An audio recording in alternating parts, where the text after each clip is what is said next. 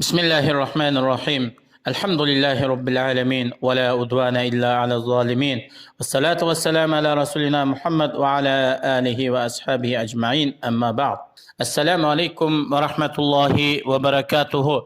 Hurmatli ustozlar va qarindoshlar, bugungi axloq darsimizda so'zlaydigan temamiz husnul xulq, ya'ni go'zal axloq. Qadrli musulmonlar, Alloh subhanahu va taolo o'zining bandalari uchun toat ibodatlardan va o'ziga yiqilishadigan amallardan turli amal ibodatlarni yo'lga qo'ydi. Bizlarni va bizdan ilgirki ummatlarni Alloh subhanahu va taolo o'ziga yiqilishadigan amallarni qilishga buyurdi. Mu'minningki qiyomat kuni mizonida eng ig'ir keladigan ishlarni qilishga Alloh buyurdi. Bu to'g'rida Payg'ambarimiz sallallohu alayhi va sallam o'zining muborak hadislarida shunday aytadi: "Ma shay'un athqalu fi mizanil mu'mini yawmal qiyamati min xuluqin hasan." Ya'ni qiyomat kuni mu'minningki tarozi mizonida go'zal axloqdan mubak ig'ir keladigan narsa bo'lmaydi. Ya'ni mu'minningki qiyomat kunida go'zal axloqlari tarozi mizonda eng ig'ir keladi. Shundaqla bu go'zal axloq insonning darajasini ustun qiladi, yaxshiliklarini ziyoda qiladi. Bu to'g'rida Payg'ambarimiz sallallohu alayhi va sallam shunday aytgan: "Innar rajula la yudriku bi husnil xuluqi darajatas saimil qoimi." Haqiqatan bir inson o'zining go'zal axloqi bilan kunduzi ro'za tutgan, kechalari qiyomda turib namoz o'qigan kishilarning darajasini topalaydi. Ya'ni axloqi go'zal bo'lsa, kishilarga aziyat yetkazmasa, bu kishi kechida qiyomda turib Allohga ibodat qilgan, kunduzlari ro'za tutgan kishilar erishgan martaba darajalarga erisha oladi. Shundaqla bu go'zal axloqningki savobi ziyoda bo'ladi.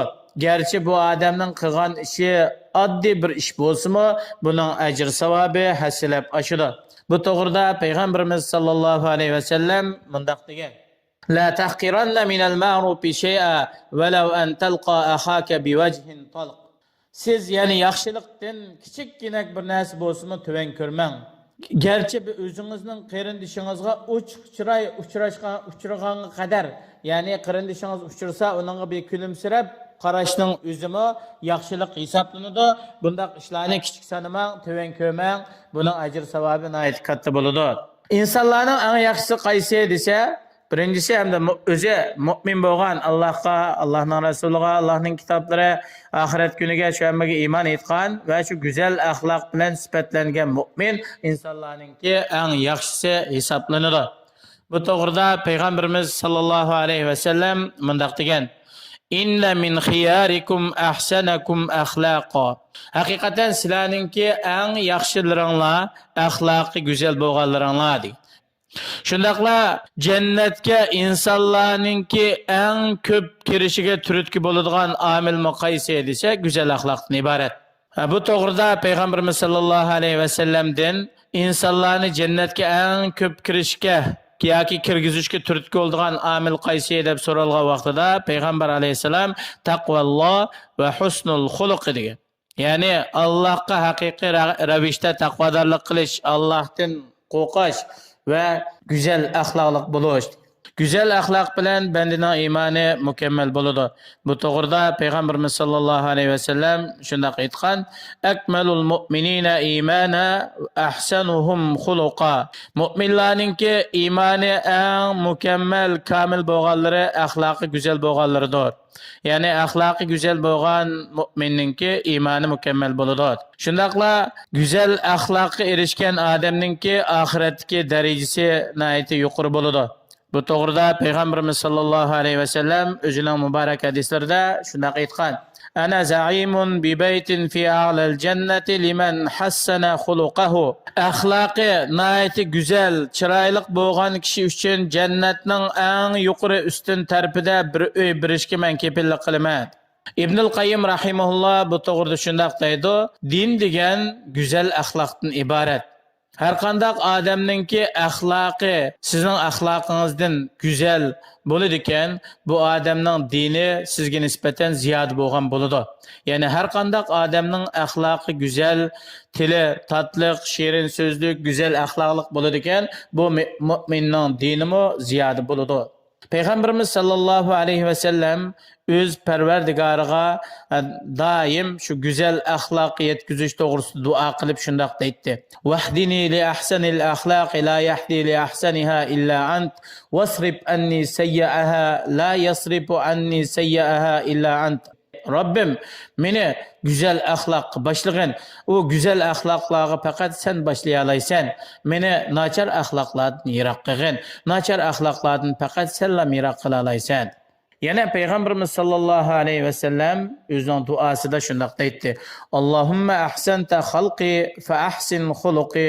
Allohim, sen mening shaklimni, hayitimni, yani qurilmamni nihoyatda go'zal, chiroyli yaratding, mening axloqimni go'zal qilgin.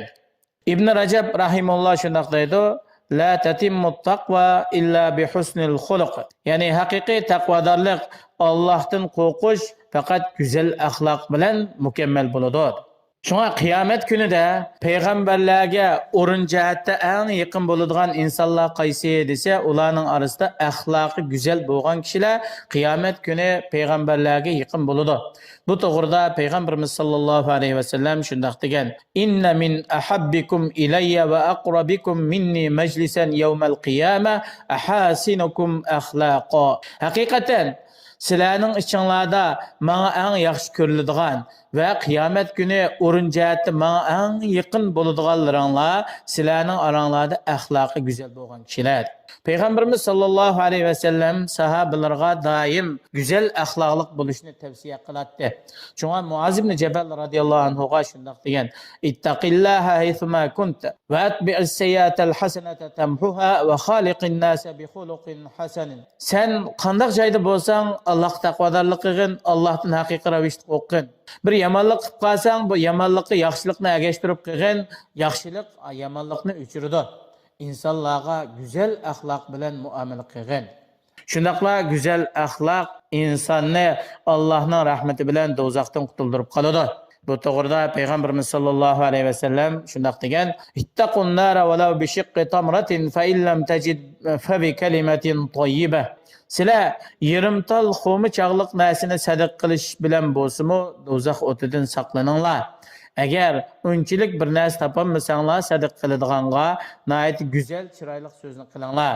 Ya'ni bu yerda go'zal axloqmi insonni do'zaxdan saqlaydi. Allah subhanahu va taolo payg'ambari Muhammad sallallohu alayhi va sallamni kishilarni eng go'zal axloqqa da'vat qilish uchun avatgan. Payg'ambarimiz sallallohu alayhi va sallam shundoq deydi: "Innama bu'istu li utammima salihal axloq." Bi ba'zi rivoya makarimal axloq. Payg'ambarimiz sallallohu alayhi vasallam deydi: "Haqiqatan men go'zal axloqlarni mukammal qilish uchun avatildim." Payg'ambarimiz sallallohu alayhi vasallam axloq fazilatninki eng go'zal, eng oliy ustunlari bilan sifatlangan. Nuh alayhisalom o'zining qavmini 950 yil nihoyat sabrchanlik bilan turib, ularni Allohning tarafiga da'vat qildi. İbrahim aleyhisselam nəhayəti isil, sıxı kişi idi. Hər qaçan bir mehman gəlsə, dərhal özünün ailəsini kilib, qısqa vaxt işidilam şundaq simiz mozayını kavab qılıb ilib kilətdi.